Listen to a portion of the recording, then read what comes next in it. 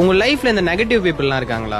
அப்போ இந்த குட்டி கதையை கேளுங்க. ஒரு நாள் தவளை கூட்டம் ஃபாரஸ்ட்குள்ள போயிட்டு இருக்கு. அப்ப அந்த கூட்டத்துல இருந்த 2 தவளை ஒரு பெரிய பள்ளத்துல விழுந்துடுது. மத்த தவளை எல்லாம் அவ்வளவு பெரிய பள்ளத்தை பார்த்துட்டு, அவ்வளவுதான், உங்களெல்லாம் ஜம்ப் பண்ணி மேல வர முடியாது, இவ்வளவு பெரிய பள்ளமா இருக்கு அப்படின்னு சொல்லுது. விழுந்த 2 தவளை மேல குதிச்சு வர ட்ரை பண்ணுது. அப்போ மேல இருந்த தவளைங்க எல்லாம், இவ்வளவு பெரிய பள்ளமா இருக்கு, உங்களெல்லாம் மேல வர முடியாது, எனர்ஜியை வேஸ்ட் பண்ணாதீங்கன்னு டிமோட்டிவேட் பண்ணுது. இதுங்க டிமோட்டிவேட் பண்றதுல 2 தவளையில ஒரு தவளை குதிக்கிறத ஸ்டாப் பண்ணிடுச்சு.